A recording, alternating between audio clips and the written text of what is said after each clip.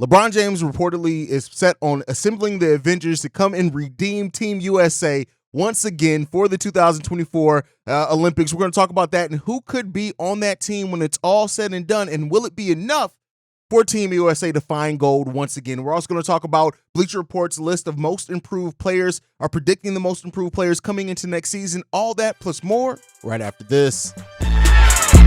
Welcome to the number one place for your daily basketball news and analysis, NBA Central.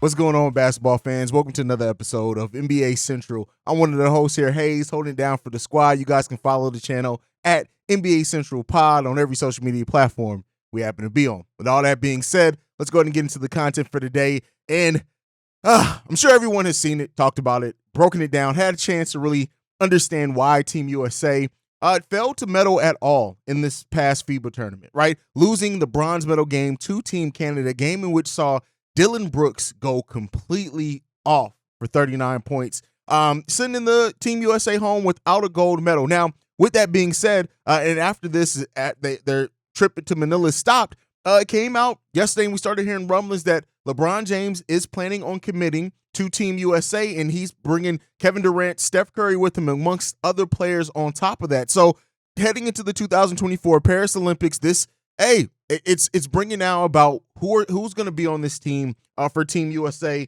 and is it going to be enough for the Team USA to really redeem themselves yet again, unfortunately, when it comes to international basketball? And so while, this FIBA tournament, and, I was over on Locked On NBA as well, which I do periodically, talking right before this tournament about how it was kind of the next generation taking over and kind of setting the stage. Well, now with how things have gone, it seems like we're going to need the older generation to come back. LeBron, who's going to be 39 at the time of the Paris Olympics, partnering with Steph Curry, Kevin Durant to come in and see what's going to happen in regards to that. Like, overall, it was an embarrassing loss. And I think that Team USA suffering 3 losses over in FIBA play just points towards how the international game has changed. And as far as like Noah Lyles comments and things like that, he was redeemed and vindicated, I guess should I say, in his comments about calling the NBA title the World Champions, right? Because it is what it is. The Team USA, they failed. They got embarrassed.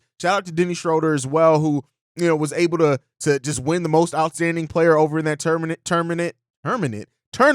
as Germany wins the gold medal. But overall, it's this: Team USA got exposed. It is what it is. Team USA absolutely got exposed for a couple of different reasons. While I know a lot of people are going to point to the size and things like that, and even, you send a player like Bobby Portis over, who's a damn good player, do not get me wrong, right? But I don't think anybody would look at Bobby Portis and say he's one of the best in the world for United States-born players. So, we need a little bit more competition over there. But to me, point of attack defense was lacking. Some of the fundamentals that we see in basketball was lacking, right? And, the rest of the world is catching up with the U.S. is in regards to basketball, because they don't look at it the same way we do. Even now, right, in the comment section of this channel, if you're on the YouTube side, you'll see things and people say like, oh, well, he's 6'1", he can only be a point, like, and things like that, right? Whereas over in Europe, they don't look at it that way. They teach skill, right, and maximize skill, and they want all 5 players to be skilled and being able to pass, shoot, play some defense, right? And so the fundamentals as well, following up your shots, fighting for rebounds, boxing out, things like that, the fundamentals that we've kind of gotten away from as a country when you look at how basketball is taught nowadays. Other countries are not only still teaching that, but they're excelling at it. And that is one of the reasons, not the full reason, but it is one of the reasons why Team USA just struggled in this tournament. And so, I'm glad to see that, the stars are stepping up. I'm glad to see hopefully more of that country pride to come out in that, national pride, I guess I should say, to come out in that, and just hopefully we have a much better showing over in Paris when it's all said and done. Because I tell you what, it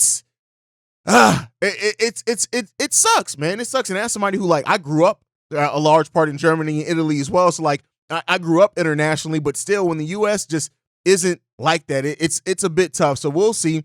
LeBron James, like I said, hasn't really said anything for sure yet. It was really kind of emoji that he responded to that kind of set all this off. But at the end of the day, like, we need to, I'm sure that we will see a better showing. We'll see better players, and hopefully the 2024 Olympics goes a lot better in the favor of the United States. But with that said, let's go ahead and get off international play and let's talk back about the NBA. So Bleacher Report had a list of predicting next season's most improved players in the NBA. And this is a list that, for the most part, Bleacher Report lists can be hit or miss, right? I know I do some work over at Bleacher Report for the Bears and the Bulls, but the video side, written article side is very different, right? But I think we have to talk about, this list in a sense because I think it was a pretty reasonable list. I think they also pick players that are either going to see an increase in their role or that showed a little bit last season as well. And so one of the people that was on this list is Derek Wright. He was listed as the last person on this list. And it said that he seems too old. He's turning 29 this season. But when you look at the fact of the matter is this: 70 starts last season. He averaged 13 points per game, 3.8 rebounds, 4.1 assists, and shot almost 40% from three-point range. Coming into this season, now with them sending Marcus Smart out, Derek Wright is probably going to step into that and be that starting point guard day one, right? Get most of those starts, not being a part-time starter at all, be a full-time starter now for the Boston Celtics. And so, we'll see, man. Malcolm Brogdon has been very good. Playing six man, of course, winning six man of the year. We know what Malcolm Brogdon can be and has been, but Derek Wright stepping into that starting role, and I do think that he is for a team that they need point guard play, and they lost a lot of their identity last year with Marcus Smart leaving. Right, him leaving sent out a lot of their identity. So the players that they lost in general. So Derek White, I agree with being on this list as well. Jabari Smith next up with Houston. Now, players that are coming into their second year and being one of the younger players on a team that expectations may go up, right? They brought in Dylan Brooks, they brought in a point guard. They really, brought in a lot to that team. When he comes in and last year in his rookie season, averaging 16.4 points per game, 8.2 rebounds, 1 block per game, shooting 35% from three over the final 17 games of the season, there is enough to show there that Jabari Smith could be ready to come in and really excel in that role. They're going to have a point guard down there now that I think is going to help distribute that ball, help the younger players understand where they need to be, how they need to play, even though, Fred VanVleet isn't necessarily the best, right, as far as facilitating at all. But at the end of the day, I do think that that it's reasonable to expect the Houston Rockets to take maybe a step up and Jabari Smith to be one of those players that definitely benefit from that a lot. Like I said, reasonable pick here. I like this pick a lot. Not necessarily saying that he will, but I do think he can as well. Next up is Josh Giddey from the OKC Thunder on this list. They pointed to his three-point shooting percentage last year being one of his major deficiencies as a rookie, and then jumping from 26 to 32% in year two, as well as with Shai Gilgeous-Alexander winning the most improved player last year. I think if the Thunder would have won more, Shai would have been a MVP candidate last year. Over the last 20 games of last season, Josh Giddey put up 8.4 rebounds, 7.3 assists, 18.1 points per game, shooting from three at 36.1%. Josh Giddey and the OKC Thunder, again, another team that I think is going to take a step forward, so it makes sense being on this list. Now, they listed Austin Reeves on this list as well. Now, I know I may be in the minority when it comes down to this. I like Austin Reeves. I understand that what he can be, right? I understand that how he played being 25 years old in the Lakers starting lineup, but I think Austin Reeves, and maybe this is just my limitation, what the Lakers have done this offseason, I think is going to take some opportunities away from Austin Reeves. I think he can be a better overall and refined player, but I don't know if he's going to get necessarily the statistics to be in the most improved player of the year candidate, but I do think that he is definitely going to improve just by the nature of taking that step up, understanding his role a little bit better, maybe even being asked to do a little bit less as well. Not down on Austin Reeves as a player. I just don't know if he's going to have those stats and statistics to maybe get into the most improved player of the year conversation. This next player, though, I think is absolutely going to take advantage of being on a team with not a huge amount of expectations and where he's going to get most of his shots. And that is Jordan Poole with the Washington Wizards. They have listed on this list. And we already know what Poole has been at times, right? He finished fourth in most improved player of the year voting 2 years ago when he stepped in and started. And this year he's going to step in and just be able to have almost whatever he wants to do at his disposal, right? As far as offensively, he could very well end up as one of the top 10 to 15 scorers in the NBA next season. And I do think that those type of numbers, we'll see what the Wizards do as far as wins, but I do think Jordan Poole is going to have the statistics absolutely to be involved in that conversation. So we're going to see that as well. Next up was Evan Mobley with the Cleveland Cavaliers. Now we're halfway through this list now.